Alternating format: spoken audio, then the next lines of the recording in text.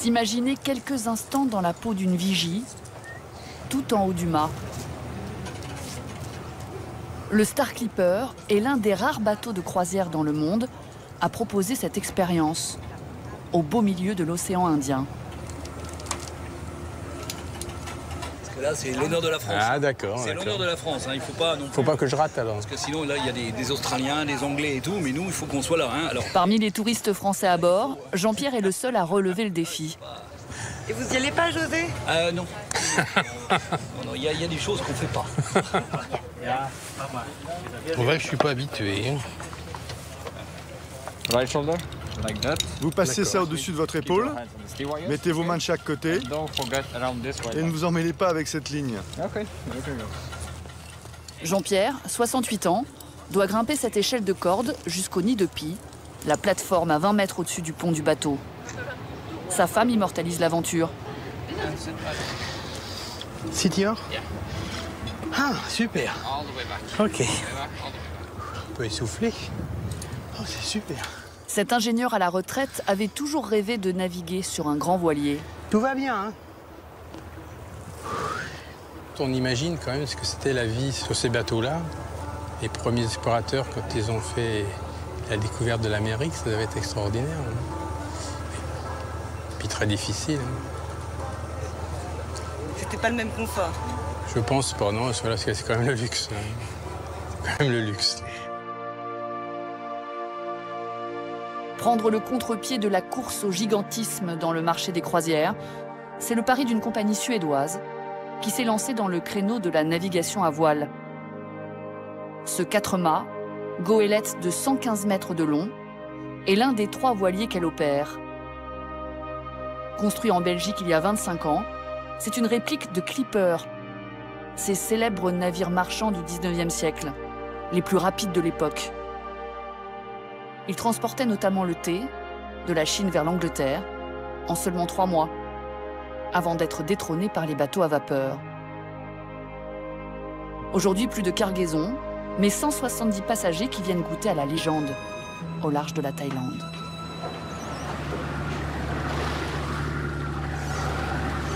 Trois jours plus tôt, dans la baie de Patong, à Phuket, c'est l'embarquement.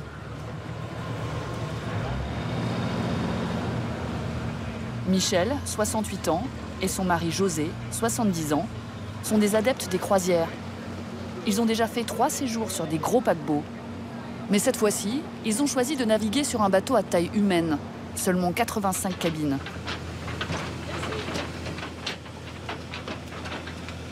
La cabine 134, c'est vous? Ce voyage coûte presque le triple de ce qu'ils dépensent habituellement pour une croisière. 7 000 € pour 2 personnes pour une semaine sur le bateau et quelques jours à Bangkok, vol compris. Très joli. Elle redoute un peu que ce bateau soit moins stable qu'un paquebot. Très jolie cabine. Tout en bois ancien. Très joli. Ça correspond exactement. J'espère seulement c'est pas une malade, mais j'ai prévu les cachets. On a un pont très très bas, donc plus on est bas, mieux ça vaut. Ah, un vieux marin. Mon mari est ancien marin.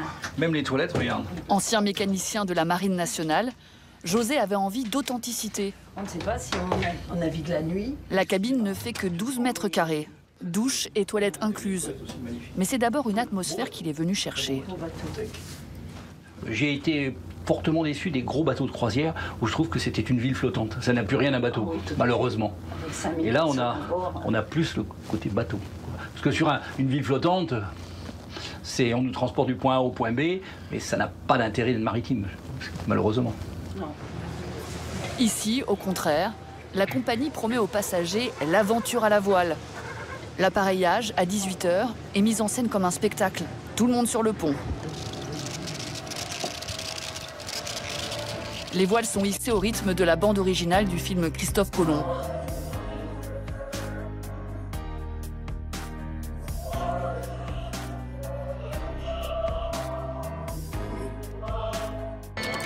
Certains passagers ont même commandé du champagne.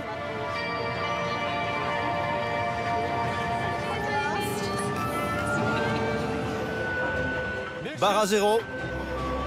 Il faut environ 20 minutes pour déployer les 3400 mètres carrés de voile. 18 membres d'équipage sont exclusivement dédiés aux manœuvres. Parmi eux, Marvin, 37 ans. Il est chargé de monter et de border une partie des voiles.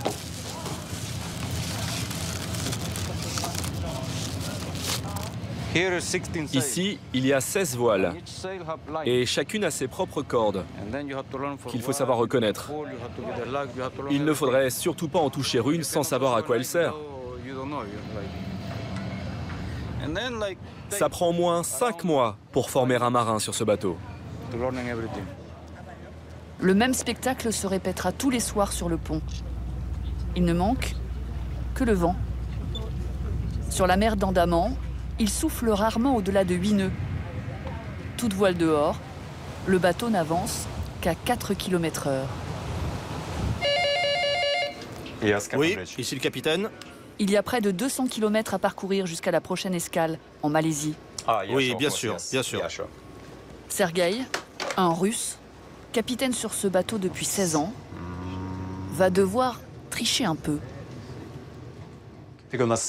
Nous allons naviguer à la voile pendant, disons, 4 heures. Puis, il faudra allumer le moteur. On va combiner les deux, voile et moteur. Évidemment, on pourrait utiliser les voiles à 100% du temps. Mais dans ce cas, il faudrait totalement oublier notre planning de croisière. Car à cette vitesse, on ne serait à Penang que dans 3 jours. Pas sûr que ça plaise beaucoup aux passagers. Derrière la magie des voiles, la moitié du temps, c'est le moteur qui fait avancer le navire. Il se trouve en fond de cale, à l'arrière du bateau. Il est fait plus de 45 degrés. Ça, c'est le moteur principal pour la propulsion. Et ici, il y a le générateur. Pendant ce temps, à l'étage, c'est l'heure du dîner.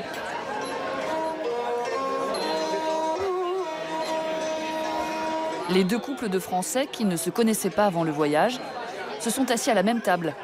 Question gastronomie, ils ne sont pas très aventureux, comme la plupart des passagers en croisière. Du coup, la compagnie s'est adaptée. Elle ne propose plus qu'un seul plat thaïlandais à la carte. Du poulet au curry rouge et pousse de bambou, qui ce soir encore n'a pas beaucoup de succès. Tu veux prendre une souris d'agneau? Tu veux prendre un loup? Salade, fromage et cookies aux amandes et un compote de fruits rouges. Et nous, on a un peu de mal avec les plats épicés. Hier, madame a mangé un peu des spaghettis à la thaïlandaise. Ils ont eu du mal à passer. Parce que le piment à dose homéopathique, ça va, mais là, c'était à forte dose. OK. Moi, j'ai pas eu de problème avec ma langouste. Tout est inclus dans le prix du séjour, sauf les boissons. La bouteille de vin de Bordeaux coûte une trentaine d'euros.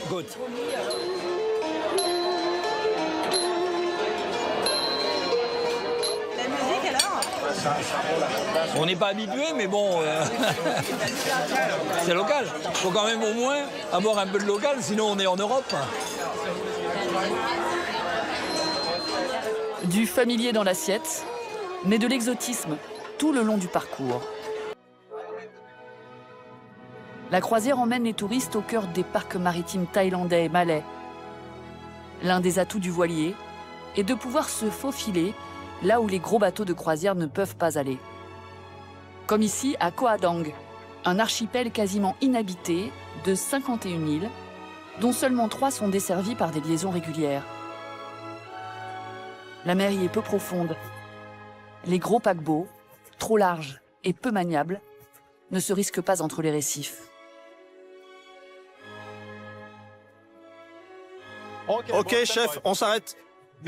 Le clipper, avec son tirant d'eau de seulement 5 mètres, peut lui jeter l'ancre au plus près des plages. Partec, mettez-moi un cap de 2,5. Pendant toute la manœuvre, le capitaine ne quitte pas des yeux son radar. À cause des tsunamis et des tremblements de terre, les fonds marins peuvent avoir évolué par rapport à ce qui est décrit sur notre carte marine. Il faut qu'on fasse très attention. Grâce à son ordinateur de bord, le capitaine a calculé au mètre près le point où l'ancre doit être jetée. 3 maillons dans l'eau, capitaine. Ok, Antonio, merci beaucoup. Finito.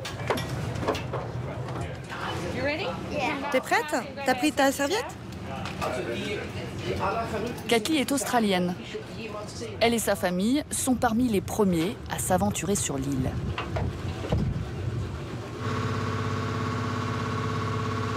Une plage de sable blanc, bordée d'une forêt luxuriante, presque pour eux seuls.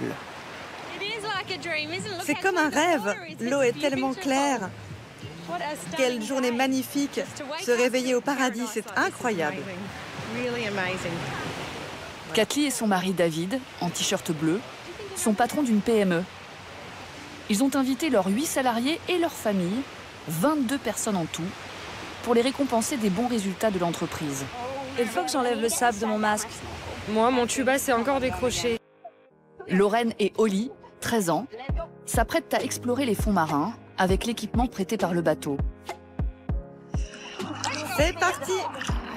Attention au corail ici, les filles. Oui, il faut pas l'abîmer. L'eau est à 27 degrés. Il suffit de s'éloigner de quelques mètres du bord pour découvrir une vie sous-marine foisonnante. Autour de cet archipel, la pêche est interdite pour protéger plus de 900 espèces de poissons de récif.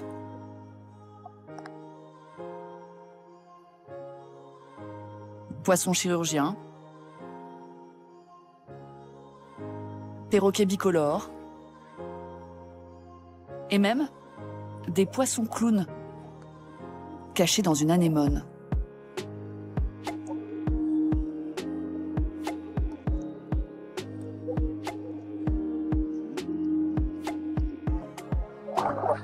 C'est magnifique. T'as vu les gros coquillages? Oui. C'est trop cool. J'adore cet endroit.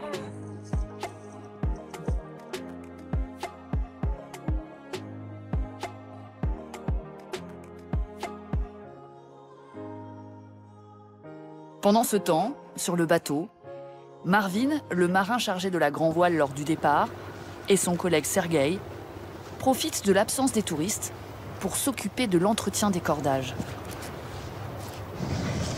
Ils sont gréeurs.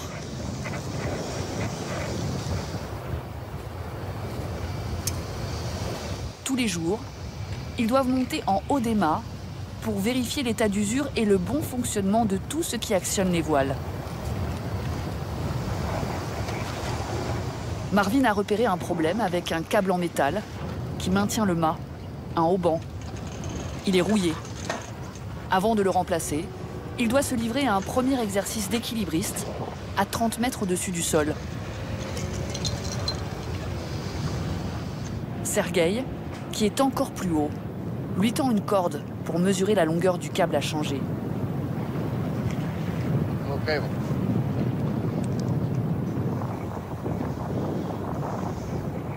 Sergueï, c'est bon, je l'ai mis au centre de la boucle, ok? Cela fait 12 ans que Marvin joue les acrobates sur le bateau. Une vocation tardive.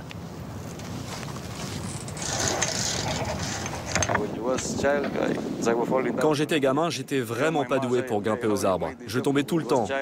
Ma mère me dit d'ailleurs, pourquoi tu fais ce métier? En fait, quand tu aimes vraiment ce que tu fais, c'est différent. Tu t'appliques.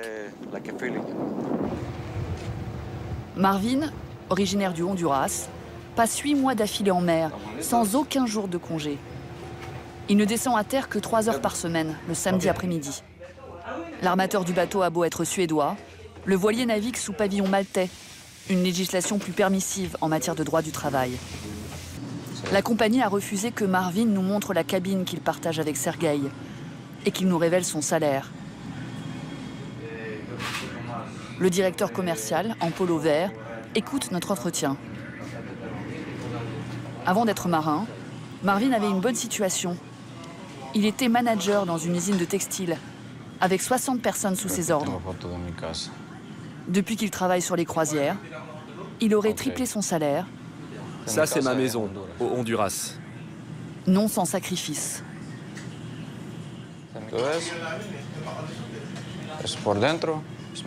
Là, c'est mon fils. Il adore danser le merengue. Regardez-le, c'est pour la nouvelle année. Et vous étiez où? Ici, à bord. J'ai passé Noël et la nouvelle année à bord. Ça vous fait de la peine? Ouais, Énormément.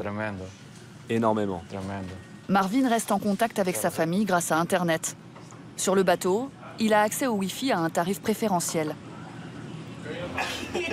Pour les passagers, en revanche, c'est 6 € de l'heure. Les jeunes Australiens ont interdiction de se connecter, ordre des parents. Le drame. On est tout le temps sur nos portables à la maison. Donc là, il faut qu'on se parle. Ouais, c'est trop dur pour toi. Normalement, elle a même une alarme qui sonne pour la prévenir des meilleures heures pour poster et obtenir le plus de likes. Tu peux pas faire ça, hein? Bah, je ferai une soirée diapo en rentrant. Genre, voilà ce que j'ai fait la semaine passée. Privés d'Internet, ils doivent apprendre à s'occuper. Pour faire passer le temps, on peut prendre un cours de gymnastique, s'offrir un massage ou écouter une conférence en allemand sur la navigation à la voile. En fin de journée, il y a aussi un goûter gratuit. C'est quoi? De l'ananas au caramel. C'est très bon pour le diabète. Un petit encas qui attire tous les passagers autour du bar pour des consommations cette fois payantes. Ce qui fait bien les affaires d'Alberto, le barman philippin. Lui et son collègue touchent une commission sur les ventes. Je vous sers une bière? Le demi est à 3,50 €. Les cocktails à 5,80 €. Le triple des prix thaïlandais. Pas besoin d'argent liquide pour consommer. Les clients ont juste à donner leur numéro de cabine. En fait, c'est buvez maintenant, payez plus tard. C'est ça qui est bien ici. Le bar reste ouvert jusqu'à ce que le dernier client soit parti se coucher. Les passagers dépensent en moyenne 180 € en boissons dans la semaine. Autre source de recettes pour le croisiériste, les excursions. Cabine 343. Amusez-vous bien. Jean-Pierre fait partie des 35 inscrits de la journée. Avec José et Michel, ils ont payé chacun 130 €. Une navette vient les chercher directement sur le bateau, avec à son bord une guide francophone. Elle se fait appeler Pomme, car son vrai prénom est dur à prononcer pour les Français, comme tous les mots thaïlandais. Il n'y a pas beaucoup. On va arriver le continent. Le province qui s'appelle le Phang. Comment? Le Phang. Oui, on fait comme ça. Ça met le Phang. La compagnie de voiliers utilise cette fois les mêmes recettes que les gros paquebots. Fais la queue ici, hein. Un programme minuté pour faire en groupe un maximum d'activités touristiques en un minimum de temps, en réalisant une marge d'environ 30%. Première étape, une balade sur des radeaux en bambou. 20 minutes de descente, et il faut déjà se hâter pour aller déjeuner. 6 personnes là, et combien de temps? Menu unique, une soupe, du poisson avec du riz et des légumes, servi en un temps record. Les Français ont une demi-heure pour manger. C'est un peu au pas de course, non? Oui, moi j'aime bien prendre mon temps en général pour manger. Vous pouvez aller à la toilette d'abord. Allez-y. Puis le groupe doit filer vers la prochaine activité. Un tour à dos d'éléphant. Les éléphants, utilisés comme divertissement. Ah ouais, elle est bonne celle-là. On est loin de la promesse d'authenticité affichée par le croisiériste. Qu'importe, pour Jean-Pierre, c'est un souvenir de plus. Ouais, c'est génial ça. Ah oui, c'est vraiment comme le bateau. Hein. Ça tangue, les deux tanguent. Mais il veut quoi là?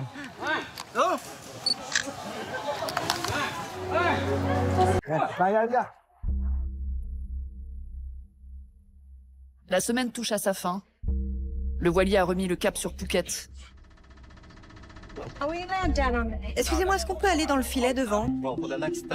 Kathleen, la mère de famille australienne, veut montrer à ses filles le meilleur point de vue pour profiter du coucher du soleil. Bon, vous pouvez y aller pendant 10 minutes. Pas plus longtemps, car il va faire nuit, c'est une question de sécurité, d'accord? D'accord, merci. Elles vont pouvoir s'installer juste sous la proue.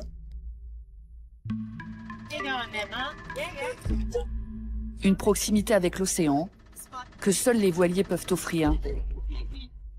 En moyenne, un client sur deux revient faire une croisière sur l'un des voiliers de la compagnie.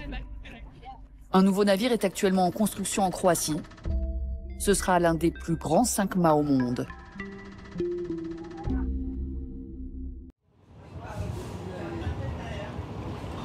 Fly me to the moon, let me play among the stars.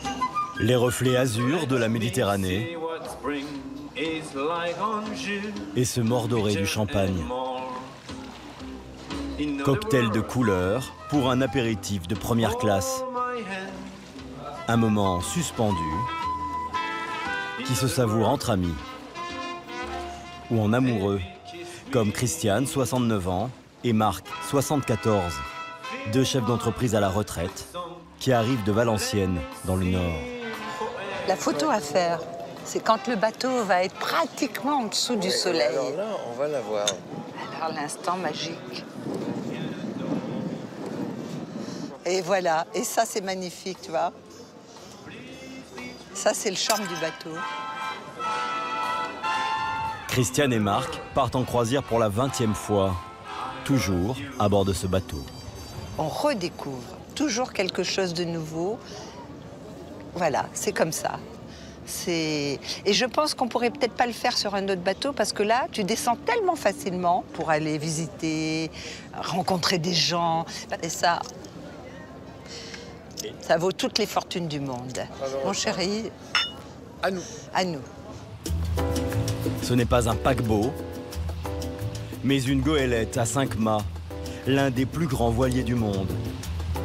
L'hiver, le navire qui appartient au Club Méditerranée sillonne les Caraïbes. L'été, il longe les côtes italiennes ou grecques et fait escale dans des villes dont les noms font rêver. Syracuse en Sicile, Kythira en Grèce, La Valette, la capitale maltaise. Des croisières qui misent sur le charme de la navigation à la voile et prennent le contre-pied du gigantisme. Une odyssée qui se veut glamour et luxueuse et qui se paye cher. Embarquement à Palerme pour les 300 passagers dont Aurore et Julien. Bonsoir, bienvenue. Bonsoir. Bonsoir. Venez par ici. À bord, 10 fois moins de clients que sur un paquebot. Alors l'accueil est personnalisé. Chacun est accompagné jusqu'à sa cabine. Vas-y, je t'en prie. Merci, Zozo. C'est chouette. Une cabine de 18 mètres carrés. Ici, vous avez le minibar. D'accord. Disposition. C'est à volonté? Oui, c'est à volonté. D'accord, ok. C'est remis tous les matins. Ici, vous avez la salle de bain. 4 mètres carrés de plus que sur la plupart des paquebots. Très bien. Et ici, la carte itinéraire de la croisière. C'est la première fois qu'Aurore navigue sur ce bateau. Julien, lui, était venu il y a 23 ans avec ses parents.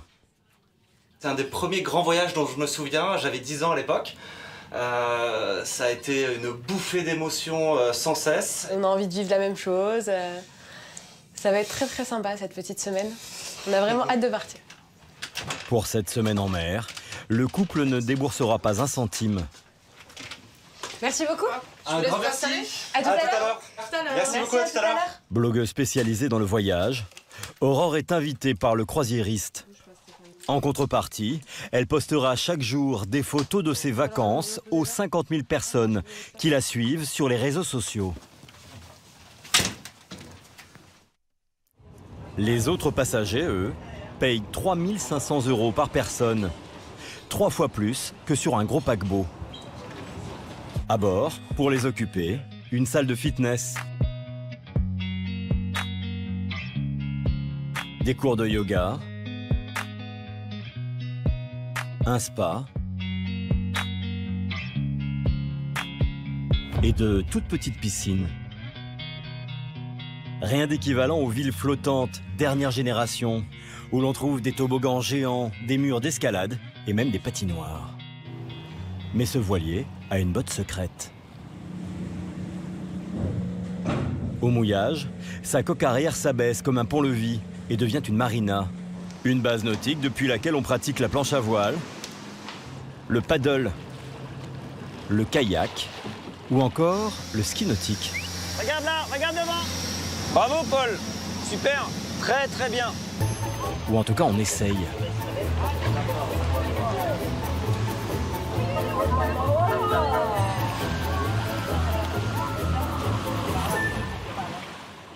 Des activités gratuites dont les passagers peuvent profiter à volonté. Une planche de salut pour Lucas, jeune bachelier de 18 ans. C'est un super voyage, mais j'étais pas forcément très heureux d'y aller. J'étais censé partir avec mes amis, et là je me retrouve seul avec mes parents. Je pensais que ça allait être ennuyant, mais au final je m'éclate beaucoup. Lucas, première fois? Ouais, c'est la première fois. T'as eu la leçon? Pour son baptême de ski nautique, c'est Aurélien qui le prend en charge. Et regarde, on reprend ensemble. Je fléchis bien les chevilles. Voilà, redresse-toi. Voilà, super. Souffle dans les chevilles. T'es prêt? 1, 2, 3, saute. Voilà, super. Là, j'en ai jamais fait. Et du coup, j'espère que je vais réussir à tenir debout tout le long du truc. Parce que si je tombe, c'est la honte. T'as tes parents là? Et il y a ma mère juste au-dessus.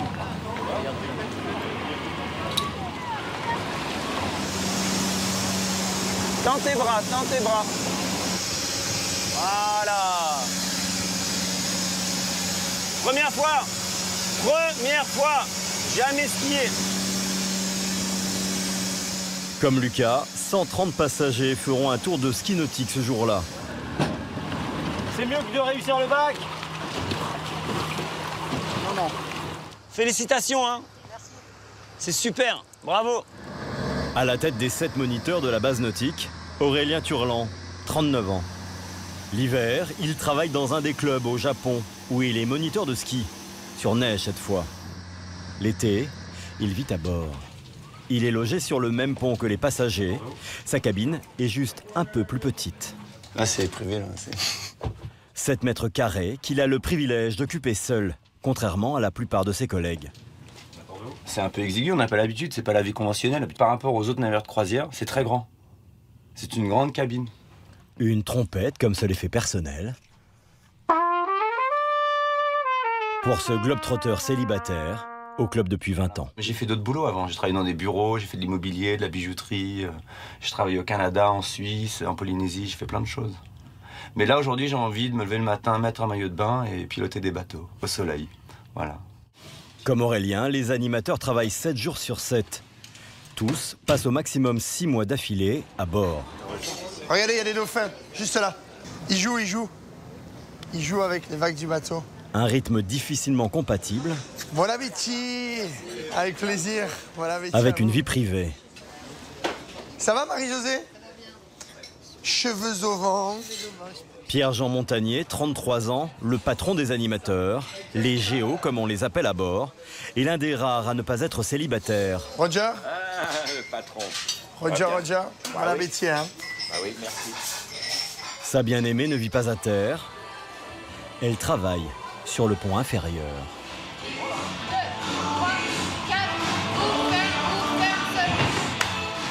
Pauline est la chorégraphe du voilier. Le couple s'est rencontré il y a 3 ans dans un autre club, à la montagne, aux Arcs. Beaucoup d'histoires d'amour comme ça qui naissent ici. On a un métier un peu particulier, donc c'est vrai que c'est plus facile. On comprend ce qu'on vit plus facilement. Donc forcément, il y a beaucoup de rencontres et de mariages qui sont issus du club, ça c'est sûr. Selon nos recoupements, sur les 65 animateurs à bord, 18 seraient en couple. C'est un carnage. Les géos, qui sont nourris et logés, gagneraient en moyenne 1 200 € net par mois. En plus de leur travail pendant la journée, quel que soit leur talent de danseur, ils montent sur scène le soir pour le spectacle. Après, ça reste niveau amateur. Hein. Vous voudriez un niveau plus élevé? Bah oui. Mais j'ai pas ce qu'il faut. Au total, le voilier emploie 215 salariés. Pour la plupart, les petites mains sont de nationalité mauricienne. Kevin, 26 ans, est valet de chambre. Service. Comme le navire est immatriculé à Wallis-et-Futuna, un territoire d'outre-mer, son contrat de travail n'est pas soumis aux mêmes règles qu'en France métropolitaine. Pour 10 heures de travail quotidien, 7 jours sur 7, il gagne 900 € net chaque mois. Combien de temps pour faire la suite là? Alors ça dépend des suites, comme en état ils sont, mais sinon maximum c'est 30 minutes. Kevin, comme la plupart de ses compatriotes, parle couramment anglais et français. Sa spécialité, la sculpture sur serviette. On peut faire ainsi un petit chien, un petit éléphant, mais aussi on fait des crocodiles aussi. Oui. Comment vous avez appris à faire ça? À l'école de Oteya, à l'île Maurice, on nous apprend aussi à faire ça. Les chambres doivent être parfaites. Et à 3 500 € les 7 jours, dans l'assiette, le client doit en avoir pour son argent. Salut Kyle, ça va? Ouais. À la tête de la brigade de 40 personnes, François Roch, 38 ans. Il a été propriétaire d'un restaurant à Mulhouse et a travaillé pour de nombreuses tables étoilées. La prochaine fois, tu mets un peu moins de piment parce que là, les clients vont avoir un peu de mal. Le midi, il y a un buffet. Mais le soir, c'est service à l'assiette. 350 couverts adressés en 2 heures. L'après-midi, François entraîne ses troupes. Visuellement, il n'y a pas assez. Si tu mets une émulsion, déjà, ça va aller mieux. Ok? Le chromeski, c'est parfait. La gambasse, c'est top. Au menu ce soir, gambas flambées et chromeski sur bisque de homard. Voilà, donc ça sera l'assiette telle que je la souhaite ce soir pour le client. Prenez une photo. Oui. De la théorie à la pratique. Au dîner, nourriture et alcool à volonté. Les passagers ont 2 heures pour souper avant le spectacle du soir. Vénèche, lui, a 20 secondes pour dresser chaque assiette. Particularité, à bord, les animateurs partagent le repas avec les clients. C'est l'esprit du club, mais aussi une obligation stipulée dans leur contrat. Pour tout savoir sur les passagers, les serveurs ont un petit secret. Voilà. Les trombinoscopes, alors pour nous, ça facilite de connaître les noms de notre passager. Et en plus, les personnes qui sont allergiques. Et après aussi, dans les trombinoscopes, on a les passagers qui fêtent l'anniversaire pendant leur croisière. On leur fait un gâteau d'anniversaire. Sur le pont supérieur, à l'air libre, les serveurs n'ont pas besoin de photos pour reconnaître Christiane et Marc, les habitués du voilier qui en sont à leur 20e croisière. Ouais, TGO du mois. Ça, c'est grâce à vous. C'est le plus beau sourire du bateau. Regardez. Alors là, on va se régaler. En guise de dessert, un spectacle offert par la nature. Et... Ouais, regarde si c'est beau. C'est magnifique. Non, mais attends. Le commandant a stoppé sa progression au large des îles éoliennes, devant le Stromboli, volcan constamment en activité. Tu attends 70 ans et puis tu vois ça. C'est pas beau, non? T'as le Stromboli. C'est magnifique. Magnifique.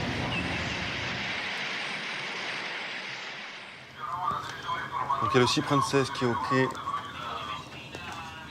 Saint-Imbre et nous on va à Colapetche, Baboraquet. Au matin, Jean-Baptiste Coquino, le commandant du navire, met le cap sur Messine.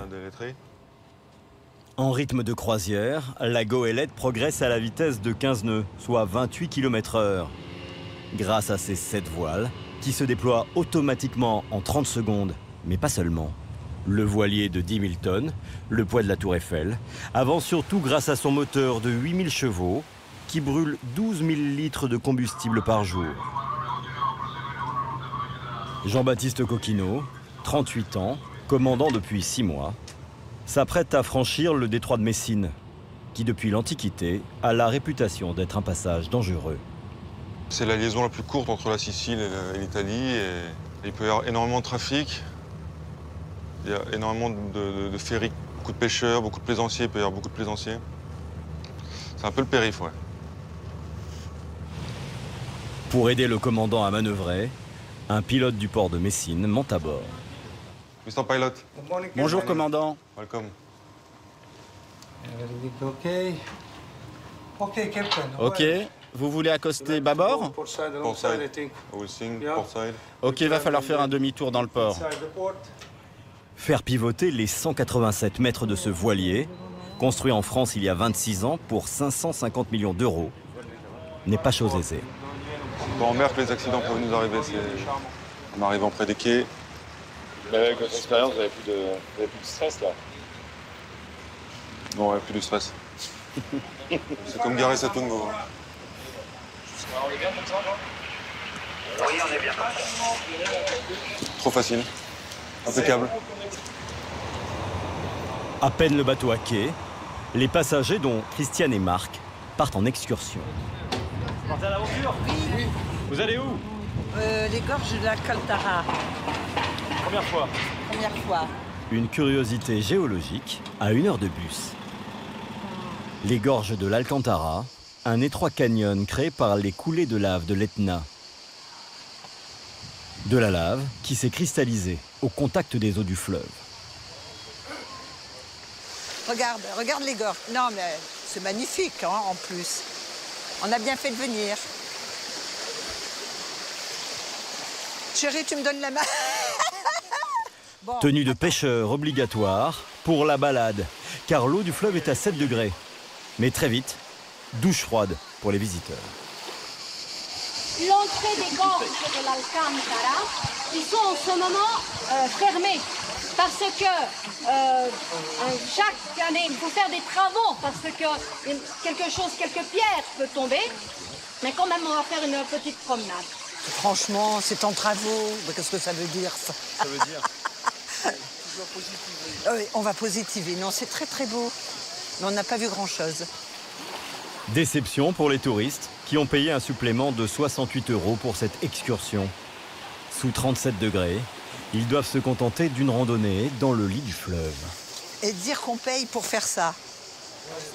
Les touristes qui sont sur les plages, là, ça les fait beaucoup rire de nous voir passer. 40 grenouilles vertes et on donne tout le spectacle le long de la rive. Ça, c'est mon analyse de l'excursion. Une excursion mal préparée, dont le club ne remboursera que la moitié du prix.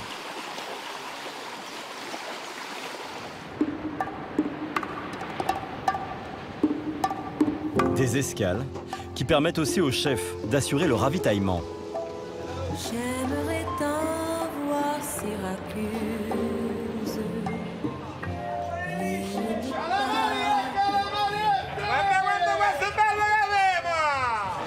François Roch fait son marché avec le responsable de la restauration à bord. 90% de la nourriture a été embarquée à Palerme le jour du départ. Mais le chef propose une fois ou deux durant la croisière des repas couleur locale. C'est bon. Buongiorno. Pistage de Bronte ou fromage sicilien. L'aglio siciliano. Coupé comme ça. Giovanna vend le fromage produit par son mari. Puis encore, l'huile d'olive biologique sicilienne et origano. Avec leurs casquettes et leurs polos siglés, Giovanna a vite compris à qui elle avait affaire. Elle leur sort le grand jeu. Ça, c'est très très fort, François. Cool. Oui. Ah, ça c'est un fromage. En 20 minutes, elle leur vend 5 kilos de tricotta, 5 kilos de mozzarella et du caciocavallo, accommodé à sa façon. Le citron, c'est un mode de manger de ma famille, de la tradition du fromage. Merci.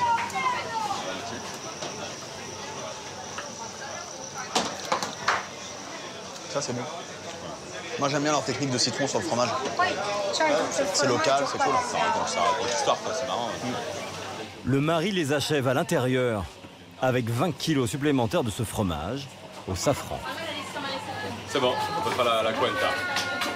Giovanna a gagné sa journée. L'ardoise se monte à 400 €.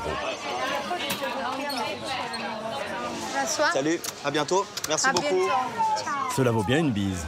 Merci pour l'achat. Merci.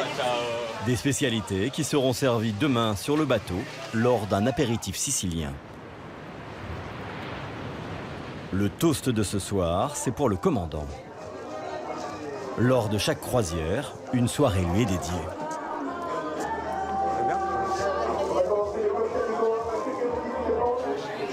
Regard bleu azur, tenue de gala immaculée. Ces dames sont au bord de l'évanouissement. Oui, époustouflant. On aime les hommes en uniforme. C'est un secret, n'est-ce pas? À toutes et à tous, un excellent cocktail, une très belle croisière à bord du Flamingo. Merci. Enchanté. Enchanté. Voilà. Bonsoir, comment allez-vous? Très bien. Et vous? Très bien, très bien, je suis très content. Vous êtes un jeune commandant magnifique. Hein. Avec les yeux comme ça, vous devez plaire à toute la clientèle. Hein. Vous êtes très bon, c'est gentil, Bon, à la vôtre en tout cas. Le glamour, c'est aussi d'une certaine manière un argument de vente pour le Club Med? Probablement, oui, probablement. Je suis d'accord que la French Touch, ici, c'est assez important. Ouais. Trop serré, c'est pas le même que la semaine dernière. Mais j'ai l'impression, non? Pas d'uniforme en coulisses, mais 300 costumes, tous fabriqués à bord. La chemise, allez. Il est près de 22 h. 25 géos s'apprêtent à monter sur scène. La vendeuse de la boutique, la chef des excursions.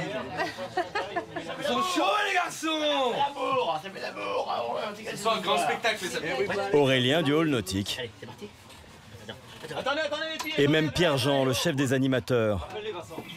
Ils ont tous commencé leur journée de travail il y a plus de 10 heures. Et il leur reste cette dernière épreuve. Écoutez, on avait fait une super première. La deuxième, comme vous le savez, c'est toujours un peu plus compliqué. On pense aux petits détails et surtout... Bon, allez, santé, hein.